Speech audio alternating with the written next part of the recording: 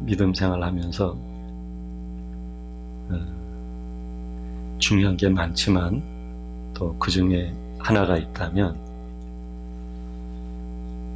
우리가 이 세상을 살면서 이 세상의 감정과 생각으로만 충실하면 참 곤란해요. 그러면 믿음으로 살기가 어렵습니다. 저는 항상 그런 기도를 오래전부터 해왔고, 어제도 교회에 나와서 혼자서 기도하면서 동일한 기도를 올려드렸어요. 그게 뭐냐면 하나님의 마음으로 가득히 채워지기를 원하는 것이죠. 그리고 이 세상에 하나님의 나라가 임해 있거든요. 그곳은 장차 올 영광의 하나님의 나라와 연결되어 있는 현재적 하나님의 나라예요. 마치 우리나라의 각국의 대사들이 대사관에 있잖아요. 그 대사관은 대한민국의 헌법을 비롯한 모든 법이 적용되지 않습니다. 그 나라에 대사가 있는 그 대사관은 그 해당 나라의 헌법에 적용이 됩니다. 그런 것처럼 이 세상에 하나님의 나라가 임해 있는데 그 하나님의 나라는 온전히 하나님이 통치하시는 하나님의 나라이죠. 그래서 이 세상에 우리가 살고 있지만 이 세상에 임해 있는 현재적 하나님의 나라 안에서 우리가 살면서 하나님의 마음을 품고 살 수 있어야만 되거든요. 이건 굉장히 중요해요. 하나님과 하나님 나라에 대한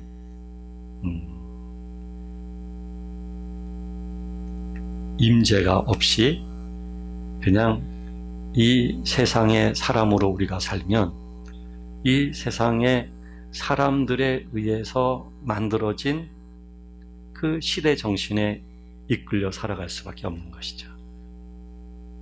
그 시대 정신에 의해서 인간이 만들어지는 것이죠.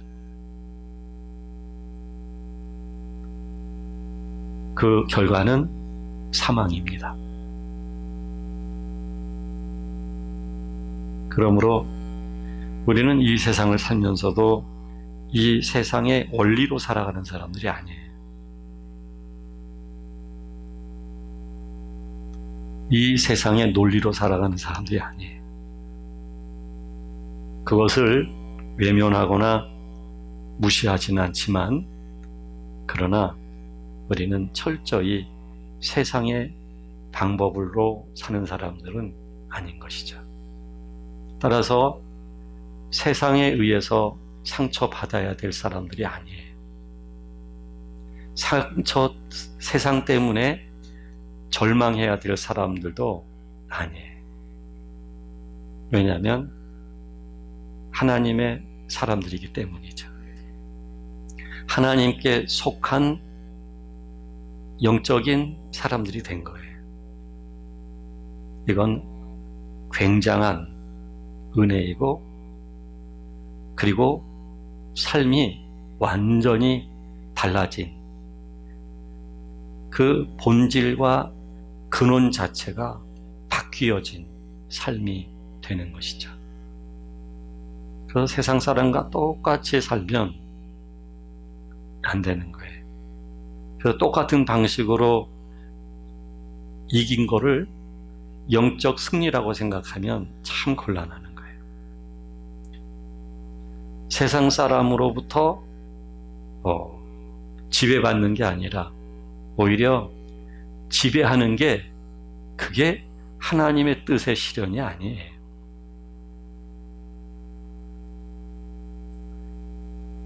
철저하게 하나님의 마음을 품고 사는 것이죠. 그래서 중요한 게 내가 온전한 하나님의 사람이 되는 것이거든요. 그것은 인간의 노력으로 되어지는 건 아닙니다. 하나님의 우리에게 찾아오시는 영의 역사를 통해서 하나님의 온전한 사람으로 우리가 변화되어지는 것이죠. 그래서 하나님께서는 이와 같이 우리를 변화를 주기 위해서 우리 삶 속에서 하나님은 역사하시는 거거든요. 제가 항상 구속사를 강조하잖아요. 하나님은 하나님의 뜻을 역사 속에서 실현해 가시거든요. 즉, 이게 구속사가 되는 거예요. 하나님의 구속에 대한 역사가 하나님의 언약에 의해서 실현되어져 가는 것이죠. 하나님께서는 구원을 계획하시고 예수님께서는 그 구원을 완전하게 성취하셨어요. 여기까지는 객관적인 하나님의 구원의 성취예요. 이 구원의 성취는 단순히 하나님만의 역사가 아니라 그 대상인 하나님이 창조하신 모든 사람을 대상으로 하나님의 구속을 실현시켜 가시는 거거든요. 그래서 완벽하게 객관적으로 성취된 이 구원을 성령님을 통해서 각각 개개인에게 적용하시고 완성해 가시는 것이죠. 즉, 하나님은 예수 그리스도를 통해서 완전하게 우리의 죄를 용서해 주시는 그 모든 것을 이루신 분이에요.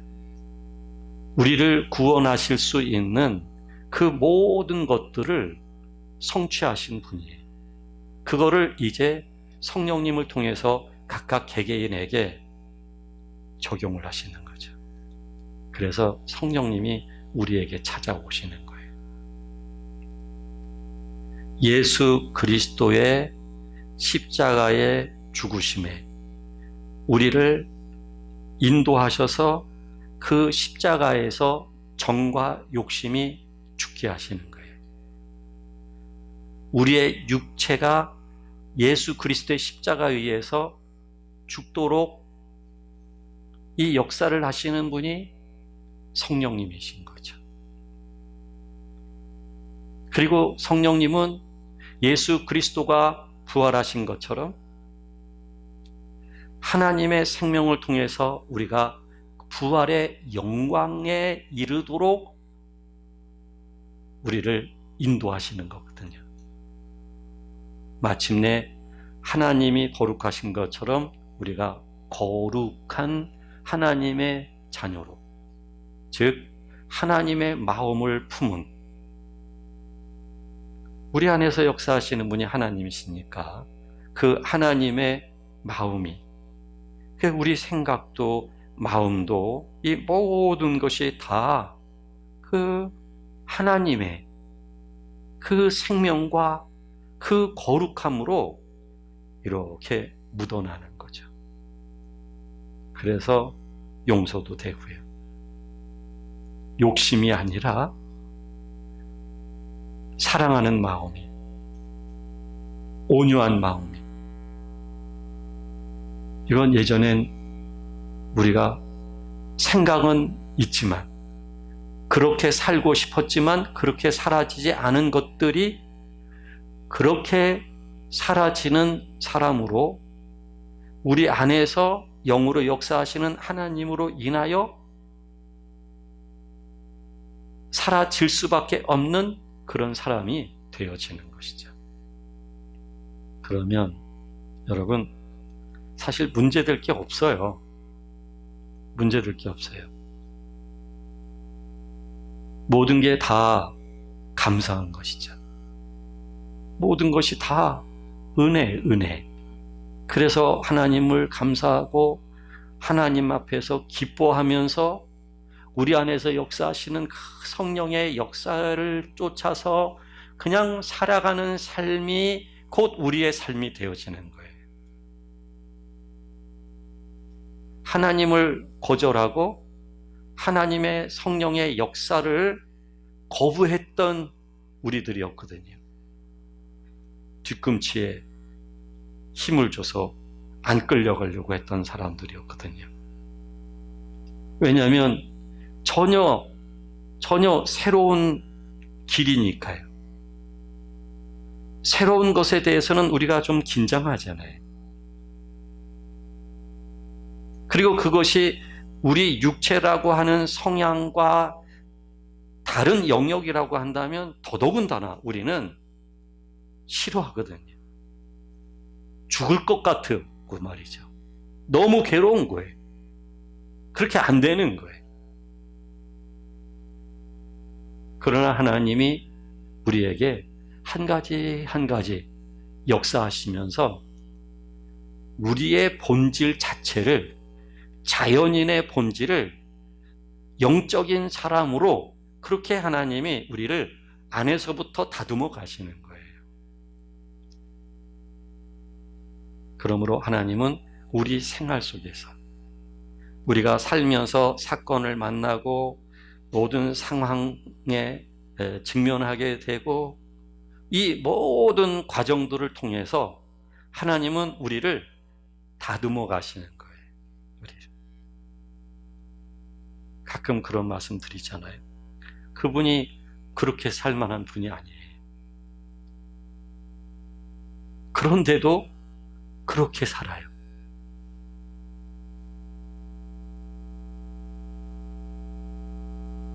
그분보다 못한 사람들이 더, 세상으로 말한다면 출세하고 성공하는 사람들이 많은데 비해서 그분이 더 실력 있고 능력 있는데도 그렇게 살아요. 자기 자신도 이해가 안 되는 거죠. 그래서 내 운명이 이런가 보다, 운명이 그런가 보다 생각하는 거예요.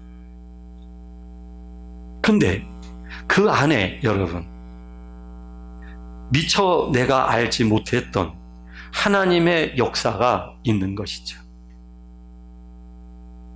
그래서 여러분, 우리가 고통 속에서 절망이라고 하는 그 끝자락까지 우리가 가야만이 하나님의 구원의 역사를 보게 되는 영적인 눈이 열려지게 되어져 있는 거예요.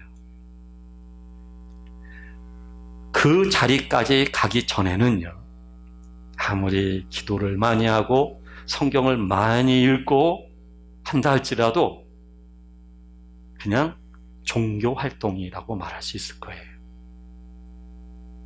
아직 내 욕망이 있거든요. 아직 깨어지지 않고 아직 보존되어 있는 육체적 나라고 하는 사람이 있거든요. 그 사람이 성경을 볼 때 성경을 어떻게 해석할 것이며, 기도할 때에 그 기도의 내용은 어떤 내용이겠습니까? 자기중심이죠. 세상은 자기중심이에요. 세상 안에 있는 현재적 하나님의 나라는 하나님 중심이에요. 자기 중심으로 종교 활동을 하는 것에 지나지 않죠. 그래서 반드시 하나님의 구속의 손길에 의해서 절망이라고 하는 인생의 끝자락이라고 하는 자리까지 들어가 보고 또 들어가 봐야만, 그래야만 자기를 이제 보존할 수 있는 자기를 가지고 살래야 살 수가 없거든요. 여러분, 그 과정이 아주 순식간의 과정이 아니에요. 긴 세월 속에서 어마어마한 사건 속에서 내가 그런 끝자락까지 인도를 받아가 보세요. 아무리 능력 있는 사람도요, 아무리 괜찮은 사람도요, 안 괜찮은 사람이 돼버려요. 예전에는 자기를 사랑했어요. 자기 능력을 과시했어요. 그런데 여기서는 더 이상 자기를 사랑할 수 있는 힘도 없어요. 자기 능력을 과시할 수 있는 능력이 없어요.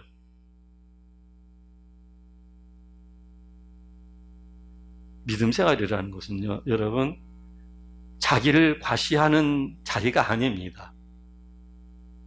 폼을 내는 자리가 아니에요. 하나님, 내가 하나님을 믿는 사람으로서 이렇게 살아서야 되겠습니까, 하나님? 아니, 믿지 않는 우리 형제들은 더 잘 사는데 제가 이 면이 안 서요. 명절 때 만나면 내가 어떻게 예수님을 소개할 수 있겠습니까, 하나님? 그들보다 좀 더 잘 나가고 성공했어야, 아, 그래야 봐라, 하나님 믿는 사람은 이러하다 보이지 않겠습니까? 이게 우리들의 논리였거든요. 이 논리라고 한다면 예수님이 십자가에 못 박혀 돌아가시면 안 돼요. 죽지 아니하시고 그냥 그 예수님을 죽이려고 하는 사람들을 탁 쓰러뜨리시고 말이죠. 죽이지는 않으시고 탁 쓰러뜨리고서 그냥, 그리고 아주 폼나게 말이죠, 하늘의 천군 천사들이 호의 속에서 구름을 타시고 쫙 승천하시면서 내가 나중에 오겠다, 아, 이러고 가셔야만 폼나는 거 아니겠어요? 근데 예수님은 오히려 죽으셨단 말이에요. 죽으셨어요. 꼭 내가 내 형제들보다 더 많은 것을 소유하고 세상에서 말하는 성공이라고 하는 그런 자리에 딱 있어야만 폼나는 게 아니거든요. 형제들 중에서 생활이 조금 떨어지는데도 형제들이 이렇게 볼 때에 나와 다른 하나님을 믿는 사람의 모습이 있거든요. 나 같으면 저는 못 살 것 같은데 또 어떻게 저렇게 웃음이 있을까? 어떻게 항상 용서가 있을 수 있을까? 어떻게 모든 것이 저렇게 아름답게, 그리고 모든 은혜가 하나님의 은혜라고 말을 하면서 어떻게 저렇게 살 수 있을까? 나는 많은 것을 가지고 있지만 이 분노가 조절이 안 되는데, 그래서 여전히 화가 나는데, 그리고 인생이 너무 허무한데, 낙엽잎이 떨어지고 비에 촉촉히 젖어 있는 모습을 보게 되면 더 슬프고 더 눈물이 나는데 도대체 무엇일까? 나는 있는데도 내 형제를 돌볼 생각 안 하는데, 없는 삶 속에서도 무슨 일을 형제가 당하면 저렇게 돈도 쓰고 헌신적으로 저렇게 사랑을 베푸는데, 여러분, 높은 위상이 아니에요. 성공의 자리가 아니에요. 소유가 아니에요. 하나님께서는 우리들을, 여러분, 얻기 위해서 우리를 성공하는 자리에 앉히시는 게 아니라 세상에서 말하는 방식으로요, 우리를 끄트머리로 하나님은 자꾸 인도하시는 분이에요. 여러분, 이게 패배주의자들이 하는 말이라고 생각하지 마세요. 이 안에서 진정 우리의 자아가 꺾이게 되기 때문에 말씀드리는 거예요. 나라고 하는 존재가 가지고 있는 그 타오르는 그 욕망이 바로 비로소 이 자리에 들어가야만, 그 거만하고 교만하고 허세가 많았던 사람이 이 자리에 들어가야만, 거짓과 위선의 사람이 이 자리에 들어가야만 진실된 사람으로, 그냥 처세적 감정 표현의 사람이 진심에서 우러나오는 주님의 마음으로 표현할 줄 아는 사람으로. 그래서 하나님은 이렇게 인도해 가시는 거예요. 이스라엘 백성들을 애굽에서 출애굽시키신 하나님이세요. 애굽에 있었던 이스라엘 백성들은 아브라함의 모든 씨들로서 하나님은 이미 그 아브라함에게 약속하셨어요. 아브라함의 모든 씨가 하늘의 별과 바닷가의 모래알처럼 많게 할 것이며, 이들이 곧 훗날 하나님 나라에 하나님의 백성들이 될 것을 하나님은 약속하셨어요. 그 이들이 400여 년 동안 애굽에서 있으면서 탄식하고 또 탄식하고, 왜? 아브라함, 이삭, 야곱, 그리고 야곱의 12아들 그 각 지파의 수장들, 그리고 모든 자신들의 조상들이 알았던 여호와 하나님, 애굽에서 종살이하고 애굽에서 억압받고 애굽에서 탄식할 수밖에 없는, 눈물 흘리며 살 수밖에 없는 그들이 그래도 여호와 하나님을 향해서 울었고 슬퍼했고 탄식했던 거거든요. 하나님이 그 탄식을 들으시고 그들을 애굽에서 건져주셨던 거예요. 그래서 이제 당도한 것이 홍해, 바다 앞이에요. 근데 이들을 보내고 바로 왕이 생각을 해보니까 너무 아깝거든요. 무임금, 그리고 노동력을 얼마든지 착취할 수 있는, 애굽 사람으로만은 나라가 부강한 나라가 되기가 한계가 있거든요. 그리고 자존심도 상한 거예요. 뭔가 굴복당해서 항복해서 내어진 것 같고, 그러니까 자신의 병졸들을 데리고서 뒤쫓아오는 거죠. 앞에는 홍해 바다가 있고 뒤에는 바로 군대가 오고, 이쯤 되니까 이스라엘 백성들이 우리가 애굽 사람을 섬기는 것 그 자체가 오히려 죽는 것보다 낫겠다, 이 말을 하는 거예요. 네? 애굽에 있을 때는 못 살겠다고 그래놓고 정작 살기 위해서 떠났는데 이제 이런 상황이 되다 보니까 못 살겠다고 아우성치는 거예요. 이게 인간의 본질이에요. 인간이 그런 인간이에요. 우리가 그런 존재들이에요. 상황에 따라서 하는 반응이 다른 거예요. 이게 애굽의 속성이에요. 애굽의 속성. 애굽에서 그 길들여져 있는, 억압 속에서 길들여져 있는 그런 노예의 근성이에요. 그래서 모세에게 우리 보러 처음에 당신이 와서 얘기할 때 그냥 내버려 두라고 하지 않았느냐, 왜 여기까지 끌고 와가지고 우리를 다 죽이려고 하느냐 하는 거예요. 지금 죽이려고 하는 것이 아니라, 여러분, 광야를 통해서 저 적과 꿀이 흐르는 가나안 땅, 하나님의 나라 안에서 하나님의 영광 중에 사는 거룩한 자녀되게 하기 위한 그 구속의 하나님의 여정이거든요. 이거를 바라보지 못하다 보니 이 상황에 직면했을 때 이런 불평과 불만을 드러놓는 거예요. 이때 모세가 한 말입니다. 너희는 두려워하지 말고 가만히 서서 여호와께서 오늘 너희를 위하여 행하시는 구원을 보라. 너희를 본 애굽 사람은 영원히 다시 보지 아니하리라 라고 말을 하는 거예요. 근데 정작 모세도요, 이런 말을 하고 있지만 모세도 이 말을 할 줄 아는 사람이 아니었어요. 예? 이스라엘 백성들을 출애굽시키기 위해 나오기 전에 광야에서 40년 있을 때 40년이 꽉 찰 동안 하나님이 찾아오지도 않았거든요. 자기는 의로운 결단을 내렸는데 자기 동족을 위해서 그 40대 때 자기를 사용해 주셨다고 한다면 그 패기, 열정, 그리고 신지식, 그리고 사회, 정치, 경제, 문화에 대한 다 방면, 왜냐하면 왕자로서 그 제목으로 있었으니 얼마나 탁월했겠습니까?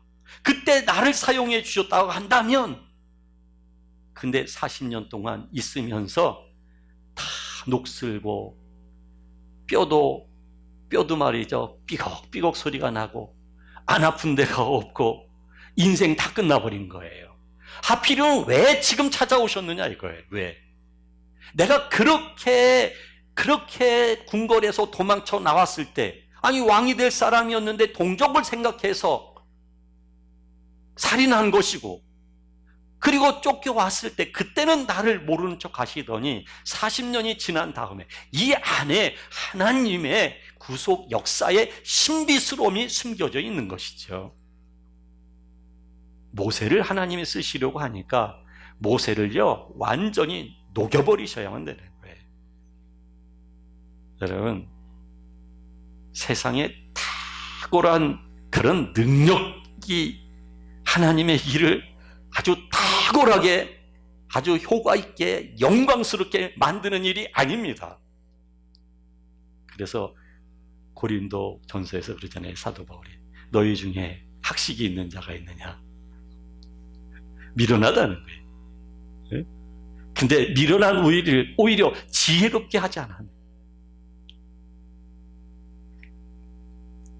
모세가 그렇게 말을 했던 사람이거든요. 그리고 하나님이 가거라.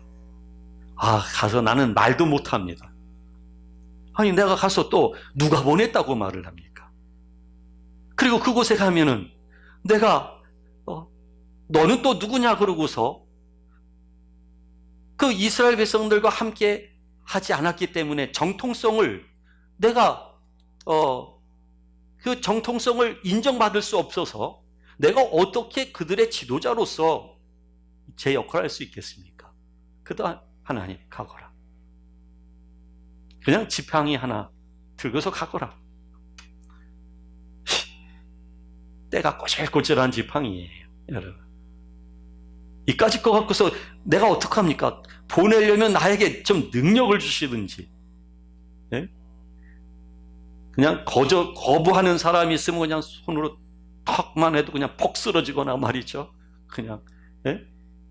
뭔가 그런 능력을 하나 주시든지 해야지. 이 지팡이 하나 딱 가거라. 이렇게 말을 했던 사람인데 이제 말이 바뀐 사람이 됐어요. 이런 상황 속에서도 모세가 하는 얘기가 가만히 있어라. 두려워하지 말아라. 오늘 하나님이 어떻게 우리를 구원하시나 보아라. 이 말을 하는 사람으로 바뀌어져 있어요. 하나님의 구속사라고 하는 것은 이렇게 점진적으로 하나님이 역사하셔서 우리를 하나님의 사람으로 그렇게 바꿔가시는 거예요. 이게 하나님이 하시는 일이에요. 이 하나님이 하시는 일에 우리가 가만히 기다리면서 그 하나님의 역사에 의하여 하나님의 구원이 내게 실현되어지고 완성되어져 가는 것을 볼 수 있어야 돼요. 그래서 여러분, 하나님에 의해서 이끌림을 받아서 몹시도 난감하고 곤욕스럽고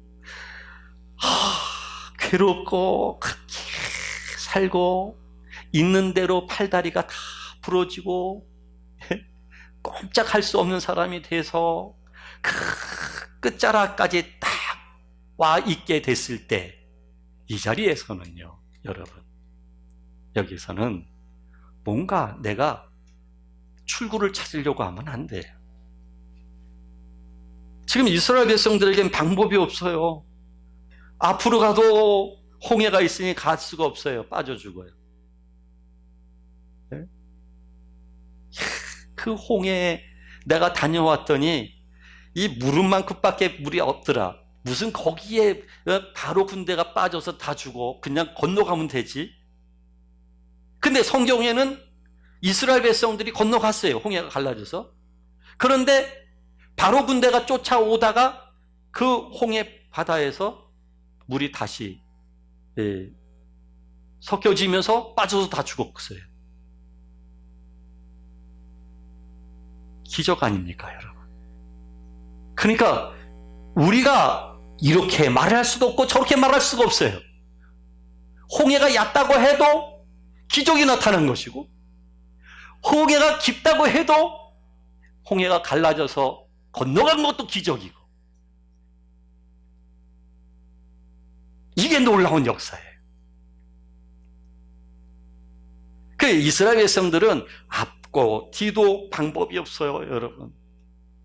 죽는 것밖에 없어요, 죽는 거. 이게 여러분, 이때 우리가 믿음으로 가만히 오늘 어떻게 구원하시는지 볼 수 있어야 돼요. 어떤 환경의 출구를 열어준다는 차원의 하나님의 구원의 역사가 아니고요. 예? 이 속에서 내 안에 자리 잡고 있는 육체라고 하는 일체 그 모든 것들이 어떻게 꺾이면서 녹아지면서 하나님 아버지가 더 풍성하게 내 안에 임하시고 그 하나님의 마음과 성품과 영광으로 거룩함으로 내 안에 채워지느냐 하는 거예요. 어떤 길을 열어주셔서 살 길을 열어주는 걸 바라보는 게 아니라, 이 자리는 살 길을 열어주는 것에 대한 환경적이고 현상적이고 표면적인 어떤 출구의 이야기가 아니에요, 여러분. 자꾸 우리가 그 출구의 논리로만 생각하면 아직까지 우리는 끝자락에 다다른 게 아니에요. 아직까지 내가 살고자 하는 거예요. 그런데요, 아직 젊은 분들이야 하나님은 충분한 시간을 주셔요. 그러나 하나님은 개인별로 인도하셔서 이 끝자락까지 오게 하시는 분인데, 이 끝자락에서는 여러분 더 이상 내가 바램도 없어요. 하나님께 환경적이고 이 세상적인 것에 대한 기대가 없어요. 그러면 그 의욕과 열정과 희망이 없으면 사람이 병리적으로 우울증으로 약을 먹든지 그래야 될 거예요. 그런데 이 속에서는 유일하게 하나님을 향하여 숨을 쉬어요. 그리고 그 하나님의 구원의 역사에 대한 신뢰와 믿음이 가득히 영혼 속에 채워지기 시작을 해요. 이 강렬한 소망은 세상의 모든 것이 나를 앗아갔다 할지라도 내가 꼭 죽어야만 되는 이유로 작용하지 않아요. 오히려 하나님 아버지의 하시는 일에 대하여 하나님 아버지가 나를 더 깊이 찾아오셔서 내가 하나님의 자녀로서의 어떤 변화가 일어나기를 바라는 유일한 소망을 가지게 되죠. 그래서 이 경험을 한 사람은요, 주님의 마음을 품을 줄 아는 사람이 되어져요. 하나님의 영의 임재와 그 영의 흐름을 지각하거나 영적으로 감각하는 그런 사람이 되어져요. 그리고 그 사람이 살면서 깨우뚱 한다 할지라도 항상 이것을 알기에 멈추고 가만히 하나님을 바라보면서 나를 구원해 가실 하나님에 대하여 자기를 내려놓고 하나님 앞에서 시간을 갖는 사람이 되어져요. 그리고 이때 드렸던 고백이 있어요. 아버지의 뜻이었어요. 아버지의 뜻이 이루어지기를 원했던 마음이었어요. 그 고백을 할 때마다 육체라고 하는 강력한 힘이 나를 엄습하거나 나를 흔들 수 없게 되어져요. 내 생각과 내 감정으로부터 내가 자유해지기 시작하죠. 그리고 하나님의 영에 의한 평안과 고요함을 얻게 되어지죠.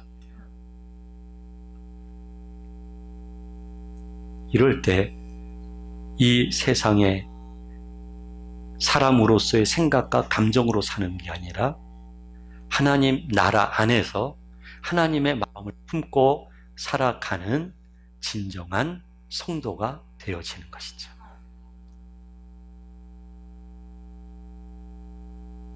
이것은 하나님이 우리를 인도하시는 방법이며 우리를 얻기 위한 하나님의 역사입니다. 이것을 여러분들이 동의하든 동의하지 않든 동의할 수밖에 없도록, 아멘할 수밖에 없도록, 그리고 하나님에 의해서 내가 새롭게 지음받아가는 그런 역사를 경험할 수밖에 없도록 하나님은 인도하실 것입니다. 기도하시겠습니다. 하나님 아버지의 일을 반드시 이루시는 분이시며 우리를 하나님의 자녀되게 반드시 인도하시는 분이십니다. 하나님을 믿기에 믿음 속에서 평안을 얻습니다. 예수님의 이름으로 기도하옵나이다. 아멘.